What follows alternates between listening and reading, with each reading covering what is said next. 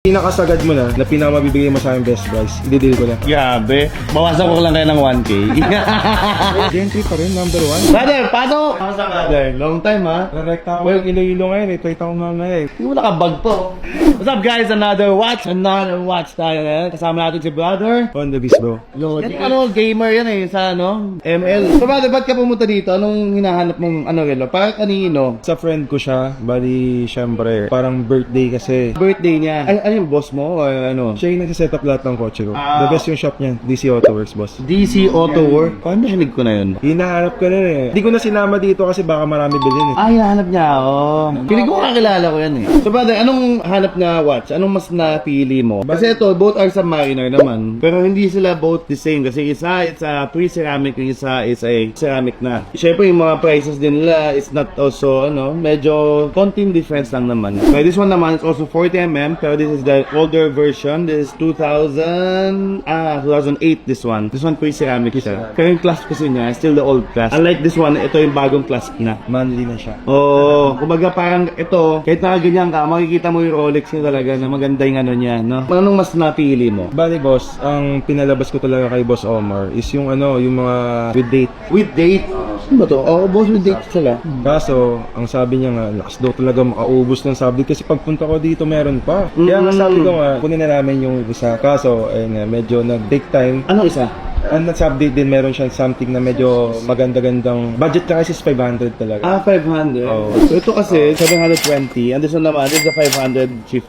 Ito yung budget. Kaya dapat, pag meron dun mas maganda, dapat kukunin mo pala agad. Kasi ang bilis maubos. Mabilis yung Submariner talaga. Yan yung pinaka fastest selling watch namin. Submariner sa Datejust. Yan dalawang yan naglalaban. Pero ang pinagpipilian ko kasi ito kasing pre-ceramic. Bibitin ka dyan eh. Mabibitin ka talaga dito, yeah. Ay, suggest, mas okay na ito. Kunin mo. Dadagdag ka lang around 200 or even less, 100 plus. Kasi nga, this is 559. Ito naman 720. Kaya naman natin bawasan pa yan. Pero complete siya boss, no? Yes, both are complete. Kompleto lahat.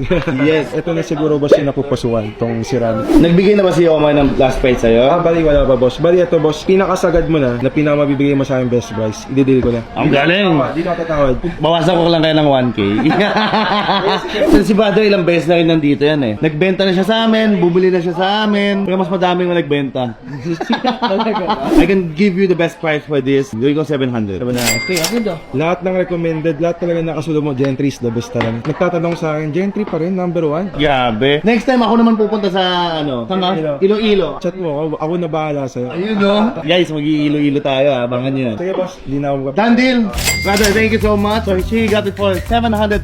Binawasan na natin ng 19,000. Mga butal na ganyan, hindi ko na iniisip yan. Siyempre, tagal ng client, ay yung kaibigan pa. Ayusin ko lang yung mga papeles nito, brother. Tapos, cash payment naman tayo, no? Bank transfer. Bank transfer, yes, considered cash. This comes complete naman. Comes with the watch, card, extra links, manual, booklet, the green tag. Talagay ko lahat siya dito sa box. Yung hoodie, dapat meron siyang libre hoodie. Kaso nga lang, wala pa tayong stock. Patay ka. Pwede ko naman ipadala sa'yo once na dumating na yung hoodie. Thank you so much. Ano ba yung flight mo? 10 pa naman boss. 10 pa naman. Ingat ka. Done deal guys. Ayun. Ilang beses na pumunta sa atin yan. Ilang beses na nag-contact sa akin. Since nagsimula yung Gentry. So, binigay ko siya ng good price. Best price ko. Done deal naman. Happy siya. Happy Gentry. Happy Cholo.